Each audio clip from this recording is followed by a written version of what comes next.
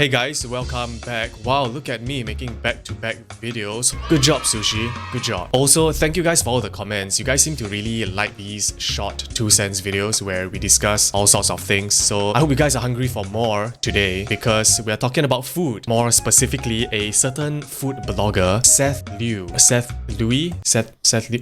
Okay, before we begin, can somebody tell me how the fuck I pronounce Seth Liu? Seth Louis? Because it's L-U-I, right? Technically it's Louis, but so many people say Seth Liu. We're just gonna call it Seth Liu, okay?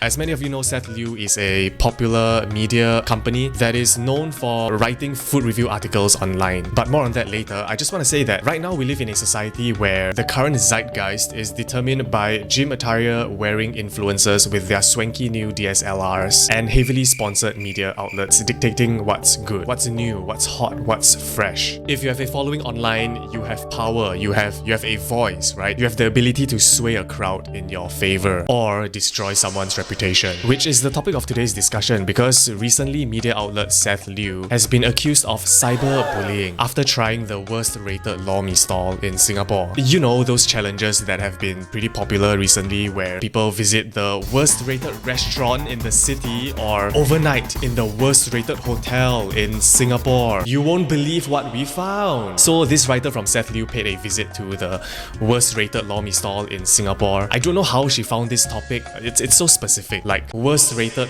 lor mee stall. Like, is there a filter in Google reviews? Like, how did she come up with this idea? Was she like, what should I write for today's article? The worst rated ice cream uncle in Singapore? No, that's boring. Mothership has already abused the meta of creating heartwarming stories with ice cream uncles. Ah, yes, worst rated lor mee in Singapore. That's sure to get the clicks. So the stall that the writer went down to was called Ergotune Famous Lor Mee, which has a 1.8 star review on Google. And I've seen a couple of the reviews. Most were saying that the standard of quality of the food has dropped, and many others saying that the attitude of the owner was terrible. I don't know, I've never been to this stall, so I can't confirm. But as you'd expect, the writer from Seth Liu didn't write an overwhelmingly positive review of the place. And although there were people who shared the same sentiments, like people were split into two camps, right? One saying that, yeah, they agreed with the writer, the food has gone downhill. And then in the second camp, people were upset at this article for criticizing the food stall, saying things like, food tastes are subjective. Why do this to shame the stall when nothing wrong was done and just because some famous personnel decided to patronize it? The famous personnel being a famous chef from MasterChef, is it? It's a chef from one of those reality cooking shows that visited the stall. It's just another elderly trying to make an honest living and probably losing it soon because of this whole incident. The freedom to write without having to pay doesn't mean that you have to put others down. Write only when you have good things to write and leave the rest alone. Yahoo SG also shouldn't put up such articles. It reflects badly on you. You know, although I empathize with these comments, I highly disagree with them. The world is not full of fluffy unicorns and rainbows. We are allowed to have disagreements and debates and healthy discussions about things. Telling people to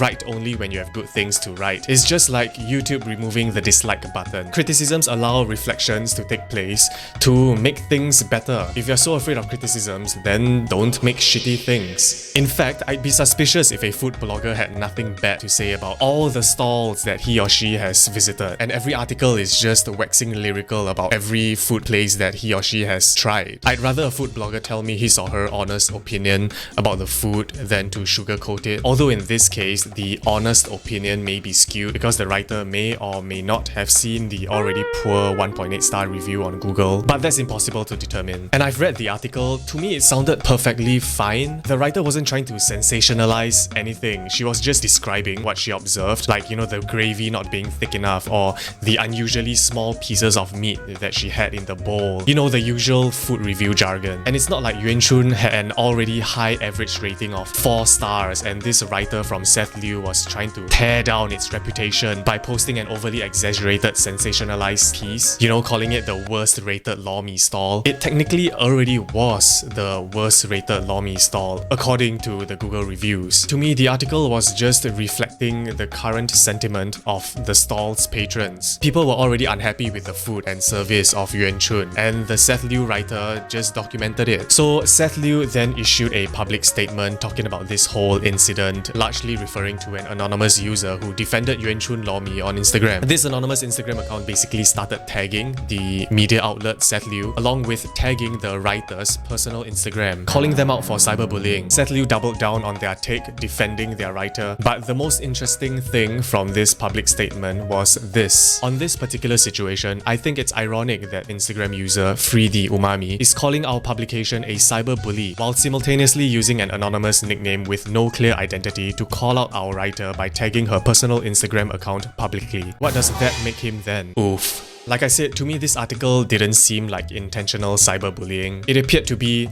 to me, a genuine documentation of an already failing business, according to Google reviews. But also, I guess to push back a little on food reviewers and bloggers, I mean obviously I'm on Seth Liu's side for this case, but here's what I think about food bloggers and food reviewers. They don't necessarily dictate what's good or not. I mean many times they are just interns or freelance writers being assigned to write an article for that week. And it's all based off their subjective taste. What they like or don't like, you may or may not agree with. Or worst, if they are paid to do a review. And obviously those kind of reviews would skew towards a more positive review because they're paid. What, you think that top 10 chicken rice stall article you saw was genuine? All of them probably paid to be on that list. Yeah, so take food reviews with a pinch of salt. It's tough to find genuine food reviewers these days, right? I mean, they may seem genuine at first, but once the money starts pouring in, suddenly these reviews don't seem as authentic anymore. Same goes for anything you consume online too, right? Even my videos. They're all my opinions and I don't expect you guys to parrot every single one of my opinions. They'll just be weird. I always allow for constructive criticism, like this comment on my previous video where it says, "It's all laughters and smiles when we poke fun into others. Anyway, you need to see a dermatologist for your pimples. Can't focus on the video because of that." See? See, I'm totally fine. Feedback noted. That's totally fine.